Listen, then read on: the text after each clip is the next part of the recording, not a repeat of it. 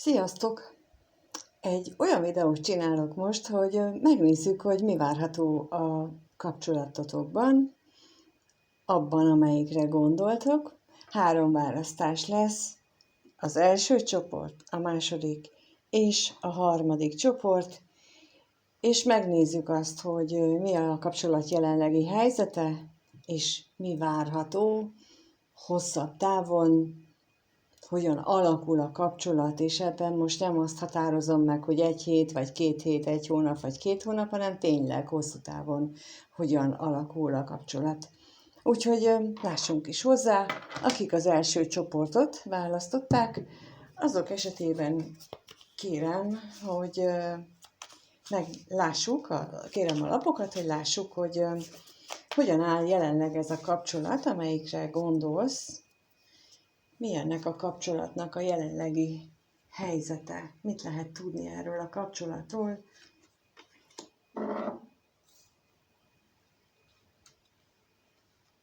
Jelenleg hogyan van ez a kapcsolat?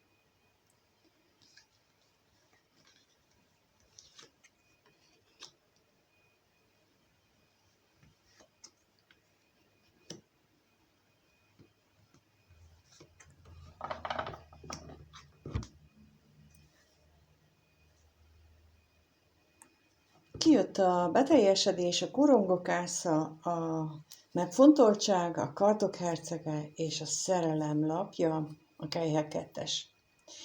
Úgy tűnik nekem, hogy az első csoportot választók esetében egy olyan kapcsolatról van szó, amelyik jelenleg már a mindennapok, amelyikben már a felek a mindennapjaikat együtt élik.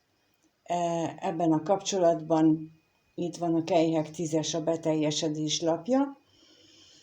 Ugyanakkor a korongokásza is megjelenik, mintha ebben a beteljesedett kapcsolatban valamiféle új lehetőség lenne, ami megfontoltságot kíván a felektől. És nekem nagyon az a gyanúm, hogy ebben a kapcsolatban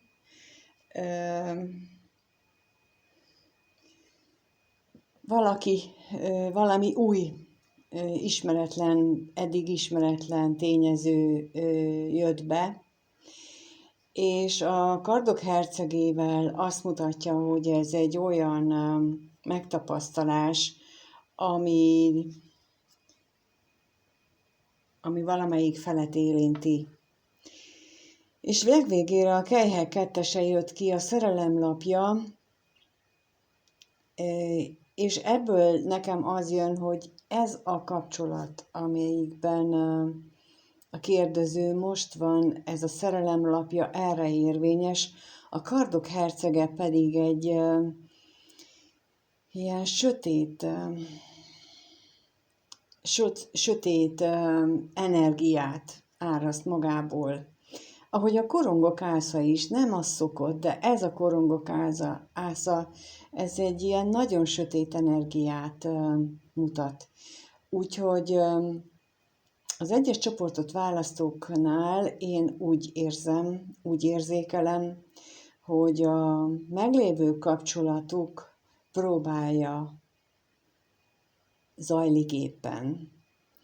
És ezért van a középpontban a megfontoltság lapja, ami a korongok 8-asa, a másikban az érmék 8-asát jelenti, és ezek alapján azt mondanám, hogy ez a kapcsolat most egy olyan ponthoz érkezett, ahol munkát kell beletenni, ahol nem pozitív szándékú megmérettetés érkezett a kapcsolatba, és mindkét fél részéről munkát igényel, mert nagyon úgy tűnik, hogy itt azért volt és van is még szeretetérzés, és ugye a kelyhek 2-esével nem csak a szerelmet jelenti, hanem egyfajta szerződést is,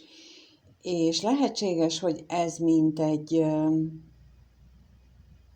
karmikus körnek a lezárásához szükséges megpróbáltatás, hogy tényleg kibírja ezt a megpróbáltatást ez a kapcsolat, és akkor, ha úgy van, vagy így van, tehát ezt ugye nem tudjuk, hogy hogyan egyeztek meg a felek annak idején, amikor ezek megtörténnek, ezek a lélekszerződések, akkor ennek megfelelően zárul a kör, vagy nem zárul, és lesz még egy kör. Na de azt már megtudtuk, hogy az egyes csoportot választók számára egy olyan kapcsolat, ami már működik, és ahova bekandikált egy olyan új energia, ami munkát igényel, és megpróbáltatásokat hoz, felismeréseket, ami hát sötét színezettel árnyalja ezt a kapcsolatot. Úgyhogy ennyit tudunk róla, és megkérdezzük azt, hogy akkor ez a kapcsolat, ez hogyan fog alakulni? Megtudhatunk-e erről valamit, hogy ez a kapcsolat hogyan fog alakulni? Nem is a közeljövőben, hanem mit tudhatunk meg általában arról, hogy hogyan fog alakulni, illetve mikor, arra is, ha kapunk választ, az nagyon jó lenne, de egyelőre az, hogy hogyan fog alakulni ez a kapcsolat a jövőben. Mit tudhatunk meg róla?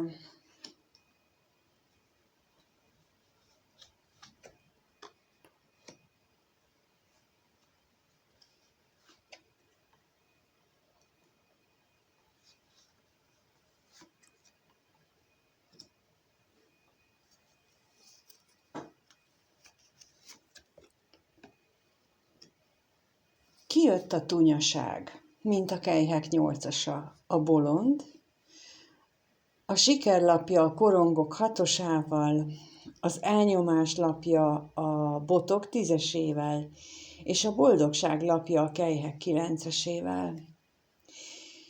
Hát, ha végkifejletet nézem, akkor a kelyhek kilencesével azt látom, hogy egy boldog beteljesüléshez vezet, de az odavezető út az elég megpróbáltatást fog tartalmazni. Hogy miből gondolom? Hát itt van a tunyaság, mint a kelyhek nyolcasa. A kelyhek nyolcasa többnyire azt jelenti, hogy hátrahagyjuk az érzéseket, és új irányt veszünk. Van, ahol kiborult kelyhekkel jelzik a hátrahagyott érzéseket, van, ahol még a tele kelyhekkel, itt például túlcsorduló kelyheket jelölnek, és itt azt mutatják, hogy van itt bőven érzelem, mindkét fél részről, az egyiknél kicsit több, a másiknál kevesebb, de mindenképpen van mindkét fél részéről érzelem, csak egyenlőre nem tesznek bele munkát. Hagyják elsikkadni ezt az egészet, mert a hétköznapok az unalmassá tették ezt a kapcsolatot. Ezért van itt a bolondlapja, hogy felrázza őket, és azt mondja, hogy ideje megújítani ezt a kapcsolatot, ideje valami újat kezdeni, ideje valami mást is belevinni ebbe a dologba, és megérkezik a siker. Minden lehetősége megvan ebben a kapcsolatban a feleknek arra, hogy megújítsák ezt a kapcsolatot, csak olyan szemmel kellene ránézni, mint milyen szemmel egy újba kezdene bele. És ez tényleg azokra vonatkozik, akik valamit még éreznek a párjuk, a társuk iránt. Akiket tényleg csak a hétköznapok unalma, vagy a hétköznapok szürkesége miatt fásult el ez a kapcsolat, és úgy jöhetett be valaki, és ezek a terhek úgy tudnak felszabadulni egy új energia által, hogy nem vesz róla tudomást, de attól még ott vannak. És a kapcsolat, a meglévő kapcsolatnak a megoldása, ugye az előbb ott volt középen a munkalapja, az lenne, hogyha munka lenne beletéve, és akkor megjönne a gyümölcs, megjönne a Kejhek 9-es, a csodáslap, ami jobb, mint az én nézetem szerint jobb, mint a Kejhek 10-ese, mert ebbe még van olyan energia, amibe tegyünk, ami még tovább lehet pörgetni, és nem olyan hamar érjük el ismét ezt a tunyaság állapotát, hanem ez a Kejhek 9-es már egy boldog állapot, de még érezzük azt, hogy ebbe kell tenni. Úgyhogy az egyes csoportot választók számára akkor az a tanács, hogy ebbe a kapcsolatba nagyon is megéri energiát tenni, és a bejövő, bekúszó plusz energiát valahogyan az abból adódó plusz lendületet átfordítani ebbe a kapcsolatba. Főleg ugye ott az elején kijött a beteljesülés, a Kejhek 10-ese, ami nagyon sok esetben családot is jelent. Tehát a család miatt is, meg amiatt is, hogy látszik, hogy itt ez a kapcsolat tulajdonképpen nagyon is érzelmeken alapuló kapcsolat, úgyhogy ezért éri meg beletenni, hogy ez nem egy kiüresedett, nem tulajdonképpen itt nem jelent meg ilyen veszekedés, átbaszúrás, hazugság, félrevezetés, hamisság, egyik ilyen negatív lap sem jelent meg, úgyhogy ez mindenképpen egy szép kapcsolatnak mondható, még akkor is, hogyha ez mindennapok szintjén esetleg nem így jön le. Úgyhogy akik ezt a csoportot választották, és ez velük harmonizál, akkor nekik mindenképpen javasolt az, hogy kezdjenek dolgozni a kapcsolatjukon, mert megéri. Ott várja őket a siker. Köszönöm, hogyha itt voltatok, megnéztétek. Köszönöm, ha lájkkal jelzitek azt, hogy tetszett a videó, vagy ez a kivetés. És minden jót kívánok mindannyiótoknak, és kezdjük vagy folytassuk inkább a második csoportot választókkal, hogy számukra mit mondanak a lapok, de először azt nézzük meg az ő esetükben is, hogy mi az a kapcsolat, amelyikről ők most gondolnak. Mit lehet tudni arról a kapcsolatról, amelyiket most ők gondolnak, hogyan van ez a kapcsolat. Mit lehet erről tudni, erről a kapcsolatról? Lássuk. A kettes csoportok kapcsolatáról mit lehet tudni.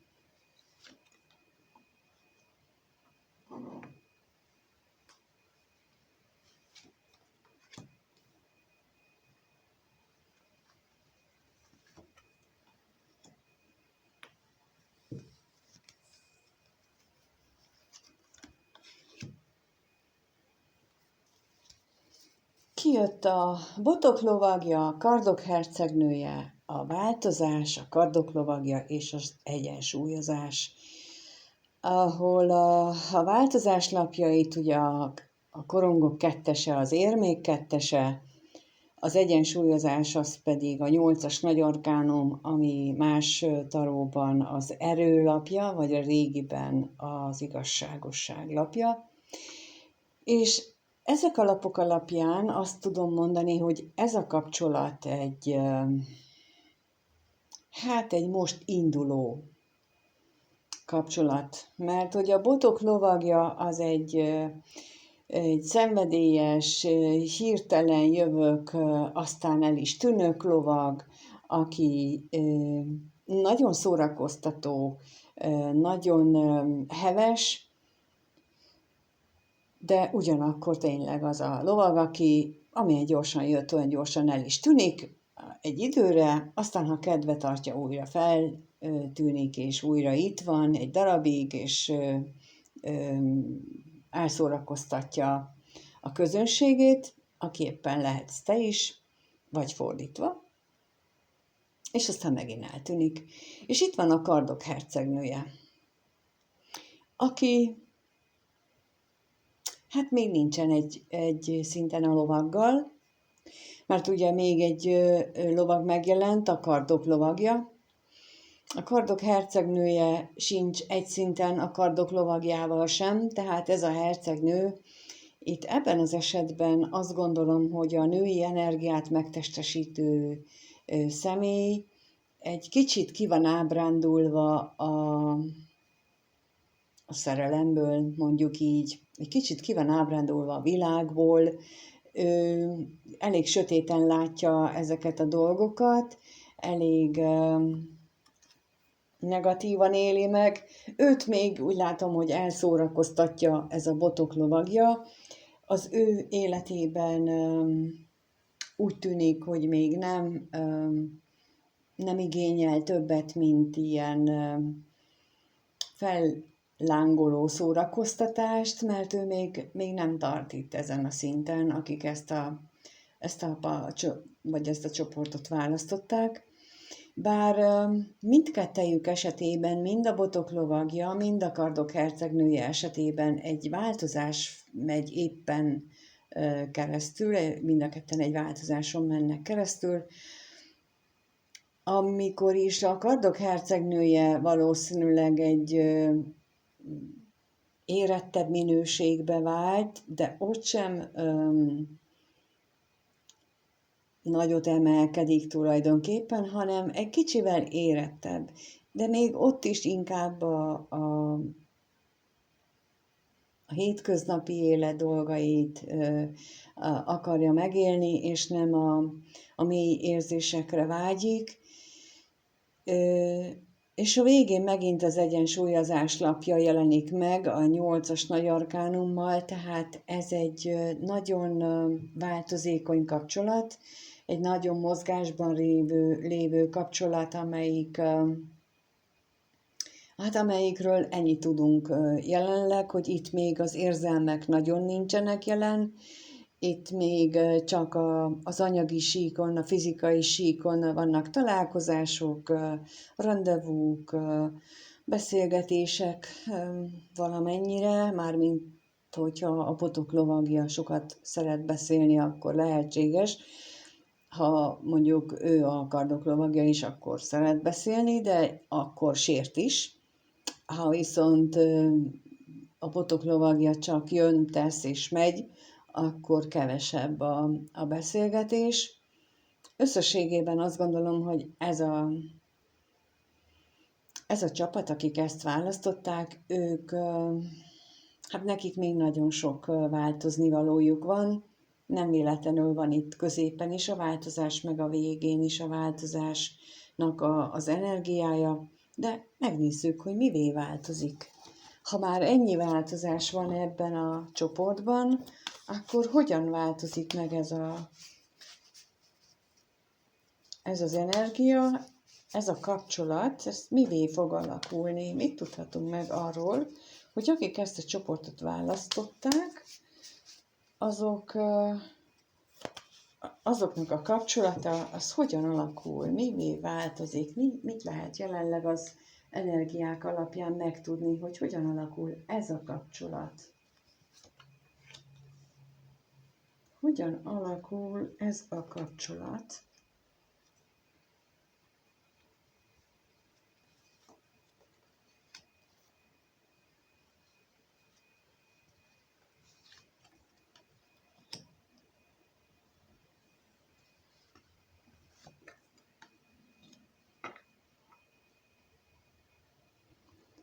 Kijött rá a művészet, a kejhekásza, a tunyaság, az ördög és a hiába valóság lapja. A művészet a 14-es nagy arkánum, ami a másikakban a kiegyenlítődést, a mértékletességet jelöli. A tunyaság kelyhek nyolcasát, ahol az ördög, ugye az nem kell mondani, és a hiába valóság az pedig a kardok hetese. Hát úgy tűnik, hogy ez is egy elég hosszú folyamaton megy majd keresztül ez a kapcsolódás.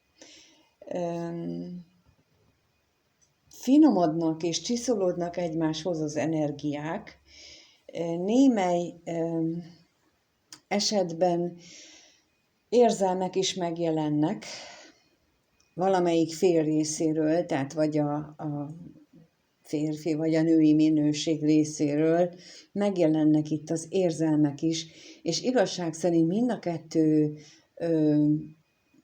tesz majd bele energiát abba, hogy ezt a kapcsolatot lehetőleg sokáig fenntartsák, és mind a kettő fél részéről mutatkozik, hogy itt azért a középpontban a kelyhek nyolcasával, hogy lesznek itt érzések is. De az is mutatkozik, hogy nem biztos, hogy elég lesz. Vagy lehetséges, hogy egyik fél részéről lesznek érzések is, ő neki olyan mértékű lesz a ragaszkodása, amit itt az ördöggel jelölnek, hogy ilyen már toxikus módon, már túlzottan birtokló lesz ez a kötődés, és emiatt lesz a hiába valóság itt a végén, mert hogy ez a túlzott mértékű ragaszkodás, ez a túlzott mértékű birtoklás, ez a elvárások tömkelege vezet oda, hogy a kapcsolat végül is megszűnik. Viszont ami ezt a két lapot megelőzi, ez alapján én azt látom, hogy ebből lehet egy nagyon szép kapcsolat is. És ennek az egész kirakásnak ez a lényege, hogy ezért is csinálom, hogy meg lehessen tudni azt, hogy például van-e lehetőség arra, hogy megváltoztatni a sorsot, megváltoztatni az életet, és igen, itt határozottan azt tudom mondani, hogy ennél a kapcsolódásnál, mivel belépnek az érzelmek, itt van a kiegyenlítődés, ami az égiek támogatását is jelenti. Tehát lesznek olyan események, cselekedetek és energiák, amelyek ennek a kapcsolódásnak a továbbfejlődését segítik. Azzal is, hogy a kelyhek ásza is megjelenik, tehát lesz alkalom arra, hogy érzelmeket lehessen bevinni, de egy dolog, amire nagyon figyelni kell, hogy meddig mennek el a felek abban, hogy egymás iránt ragaszkodnak, vagy a kapcsolat iránt ragaszkodnak, vagy milyen módon fejezik ki, mennyire engedik az egót, a leuralást, a birtoklást. Például, ha valamelyik nem akar kompromisszumot kötni, mert azt mondja, hogy majd én megmondom, hogy lesz, meg én ragaszkodom, hogy így csináljuk, én azt akarom, hogy úgy csináljuk. Tehát és akkor nem mondom, hogy a nő, hanem mert a férfi is tud ugyanígy behisztizni. A lényeg ott van, hogy például a behisztizésekkel, hát azzal biztosan nem lehet előbbre vinni a kapcsolatot, azzal valószínűleg ebbe a hiába valóság állapotába lehet eljuttatni. Tehát amikor itt a kapcsolat eljut egy olyan szintre, hogy vannak érzések, és tulajdonképpen mind a két fél érzi a másikról, hogy vannak érzések, ugye akkor itt bejön az, hogy egy botok lovagja volt, és egy kardok hercegnője. Egyik sem akar érezni, az lehetséges, hogy megijednek. Megijednek az érzésektől, mert az egyik bot energiájú, a másik kardok energiájú, egyik sem érzi érzelem, mind a kettő valami más vezérli, és nem az érzelmei. Úgyhogy lehetséges, hogy amikor ezzel az állapottal szembesülnek, akkor megijednek, és elkezdenek ilyen ördögi módon viselkedni egymással. Na, ott kell okosnak lenni, és ott kell legalább az egyiknek a tudatossági szintjén emelni, mert csak akkor tud változtatni rajta, ha az egyik följebb emelkedik tudatossági szinten, mert már Einstein is megmondta, hogy minden problémát csak egy másik, egy magasabb tudatossági szinten tudunk megoldani, és ez itt az érzelmek terén, ami ugyanúgy energia, ugyanúgy érvényes ez az Einsteini megállapítás, mint ahogy a kvantumfizikában, meg a kvantumelméletben, mert hogy ez is annak a része tulajdonképpen. Szóval a kettes csoportot választók esetében, még ha induló kapcsolatról van is szó, az a lehetséges megoldás, hogy amikor itt már érzelmek is bekerülnek, akkor nagyon észnél kell lenni, hogy ne menjen el az egész ebbe a negatív, birtokló, háborúskodó szakaszba, hanem ott meg kell állni és megbeszélni. És azt gondolom a kiegyenlítődéssel az elején, hogy ott nagyon fontos szerep jut annak, hogy elkezdjenek egymással komolyan valódi dolgokról beszélni. A kejhekásza, amikor megjelenik az érzelmek, akkor az érzelmekről is beszélni, kialakítani a bizalmat, és amikor, ha az megvan, egymás iránt a bizalom, legalább bizonyos szinteken, akkor már el lehet mondani azt is, hogyha valami nem jól esik. És ide nagyon jó lenne, hogyha megtanulna mindenki úgy kommunikálni a másikkal, hogy az érzéseiről beszélni, és elmondani, hogy ez nekem jó esik, ez nem jól esik, ezt szeretem, ezt nem szeretem, és nem azt mondani, hogy ezt csináld, meg ne csináld. Nem, én ezt szeretem, és ha ő érdekli azt, hogy nekem mi a jó, akkor ő azt fogja tenni, amit én szeretek. Úgyhogy ennek a kettes csoportnak a megoldása, az kapcsolat alakulása itt fog eldőlni, és nagyon remélem, hogy ez egy nagyon hasznos tanács vagy ismeret lesz a számotokra, a kapcsolatotokat illetően. Az is lehet, hogy mondjuk itt akik ezt a csoportot választották, még nem érkezett meg ez a botok lovagja, vagy a kardok hercegnője, tehát hogy ez még egy ezután induló is, mert mint mondtam, ez egy nagyon új kapcsolat, de remélem, hogy ennek ellenére majd akkor segít. Köszönöm, hogy itt voltatok, köszönöm, ha lájkoltok, és annak jeléül, hogy tetszik a videó. Köszönöm, ha megosztjátok a videót és a véleményeteket is, és kívánom, hogy a lehető legjobban alakuljanak a dolgaitok. Sziasztok! Akkor nézzük meg, hogy akik a 3-as csoportot választották, az ő esetükben mit tudhatunk meg a kapcsolatról. Először is azt kérdezzük meg, hogy a 3-as csoportot választóknál mit tudhatunk meg a kapcsolat jelenlegi állásáról. Mi ez a kapcsolat? Mit tudhatunk meg erről a kapcsolatról? Mi ez a kapcsolat? Hogyan áll ez a kapcsolat? Ez a kapcsolat jelenlegi állása. Mit tudhatunk meg?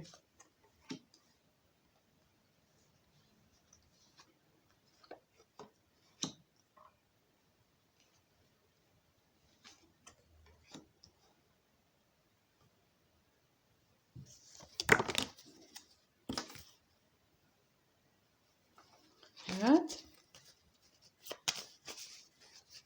eddig kijött a munka, a kelyhek hercege, a szerencselapja, az akasztott ember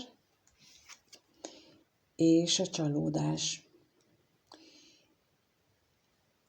A munka az a korongok 3-asa, a csalódás lapja az pedig a kelyhek 5-öse. És azt gondolom, hogy ez a kapcsolat egy olyan kapcsolat, amelyik egy ideje már működik. Csak úgy látom, hogy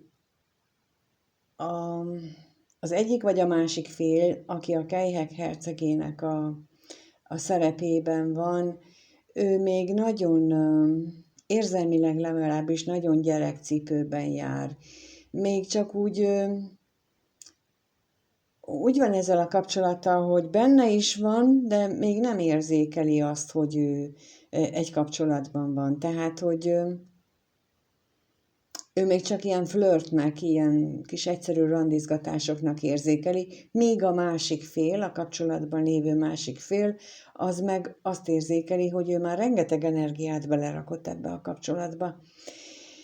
És középsre kijött a szerencselapja, ami azt mutatja a számomra, hogy ez a kapcsolat tulajdonképpen nem egy eldöntött.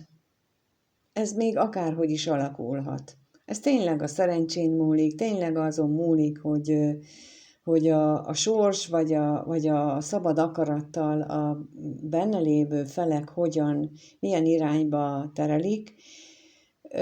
Bár most az akasztott emberrel egy olyan állapot van, ami azt mutatja, hogy stagnál ez a kapcsolat, ez se előre, se hátra nem megy.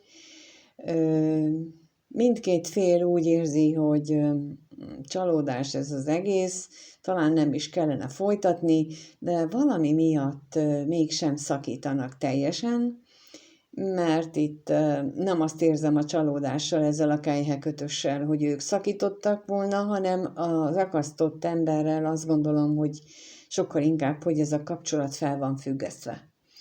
Tehát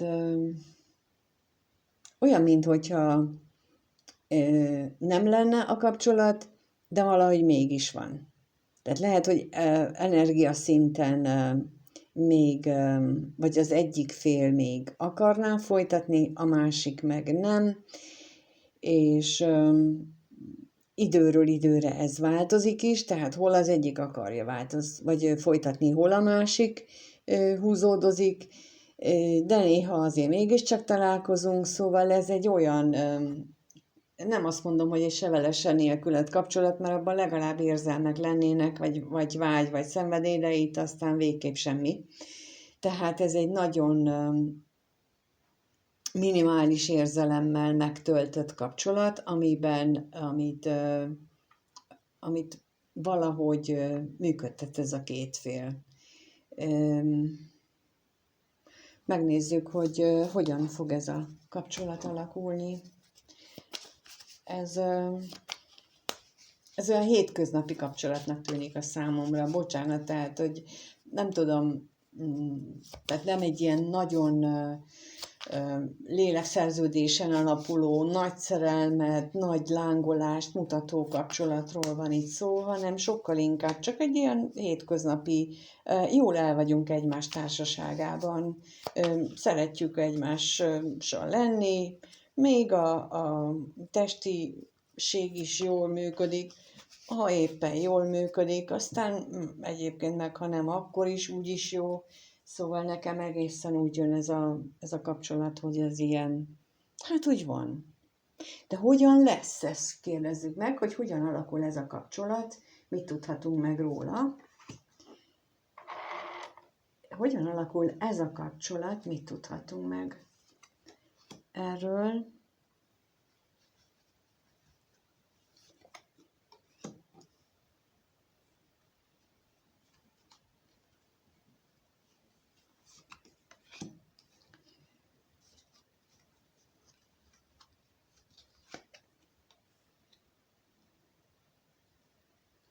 Nagyon érdekes, mert a művészet jött ki, mint a 14-es nagy arkánum, a szerencse ismét, a kelyhek 4-essel a fényűzés lapja, a 2-es nagy arkánum a főpapnő, és a korongok 9-esével a nyereség lapja.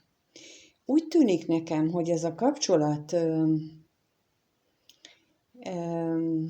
ugye azt mondtam, hogy ez egy ilyen semmilyen kapcsolódás.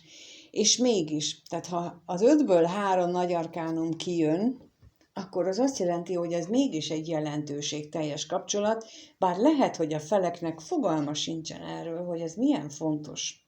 Ez egy olyan kapcsolat lehet, amikor tényleg nem tudják, amikor elképzelhetőnek tartom, hogy egyik vagy mindkét fél egy nagy csalódáson van túl, és itt csak úgy összesodorta az élet őket, és így könnyebb elviselni azt a jelenlegi élethelyzetet, amiben vannak ebben a kapcsolatban, és ezért nem nyilvánul itt meg ebben semmi, mert a 14-es nagy arkánum az a kiegyenlítődés, a mértékletesség lapja a másik taróban, a gyógyulás is egyben, úgy, mint a csillag valamilyen szinten, és ha megnézitek, akkor ezen a kártyán úgy van ez megjelenítve, ez a művészet lapja, hogy van egy sárkány, vagy egy főnix, inkább így mondom, aki tűzzel etet. És van egy jégoroszlán, vagy hát jégoroszlánnak látnám én, akit meg vízzel itat.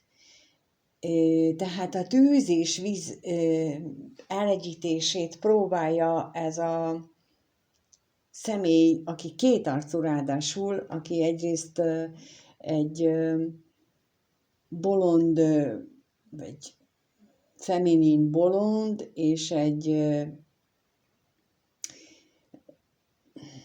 tehát egy férfi és egy női arca is van neki, és a kezei is, az egyik női kéz, a másik férfi kéz. Tehát, hogy itt olyan, mintha kiegyensúlyozná ebben a kapcsolatban résztvevő személyeknél a csalódottságot, a fájdalmat, a szeretettel. És a szerencse lapja követi, tehát, hogy olyan, mintha a sors itt beavatkozna.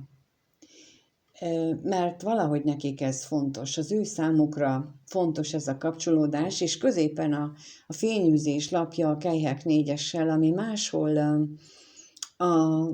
az unottságot, az elutasítást jelenti, itt viszont nem. Itt viszont azt jelenti, hogy meg lesz ennek a kiegyenlítődésnek, ennek a tűz és víz elegyítésének meg lesz itt az eredménye, és egyfajta fényűzést hoz létre ebben a kapcsolatban. A főpapnővel pedig olyan, mintha valamilyen belső tudást is szereznének közben a felek, miközben így gyógyulnak. És ez a belső tudás lesz majd az, amelyik végül is felteszi az íre a pontot, és aminek következtében a kapcsolat alanyai, vagy résztvevői már nyereségnek élik meg ezt az egészet. Azt, amelyiket pillanatnyilag nem úgy látnak, hogy ez egy azon túl, hogy jól el vagyunk egymással, de aztán semmi más nem akarok tőle. Szóval, hogy ez a kapcsolat odáig juthat nagyon könnyen, ha a felek engedik azt, hogy az élet irányítsa őket, és megengedik maguknak azokat az energiákat, amelyeket támogatólag küldenek számukra, akkor ez egy nagyon nyereséges kapcsolattá alakulhat. Hát a jelenlegi állapot alapján én nem gondoltam volna, hogy ez ide fejlődhet, viszont ezeket látva úgy látom, hogy igen, ennek nagyon nagy esélye van, hogy ez a kapcsolat nagyon jól alakulhat, de türelem kell hozzá, és tényleg ez a bizalom, hogy ami érkezik támogató energia, azt meg kell lovagolni, és azzal menni kell tovább. Köszönöm szépen, hogy itt voltál, aki a 3-as csoportot választottad. Köszönöm, hogyha lájkolsz, hogyha tetszik a videó, ezt ezzel jelzed vissza számomra, vagy ha megosztod, azt is köszönöm, a véleményedet megosztod, azt is köszönöm, és kívánom, hogy legyen így, mert ez egy nagyon-nagyon szép eredményt mutat. Úgyhogy mindenkinek minden jót kívánok, sziasztok!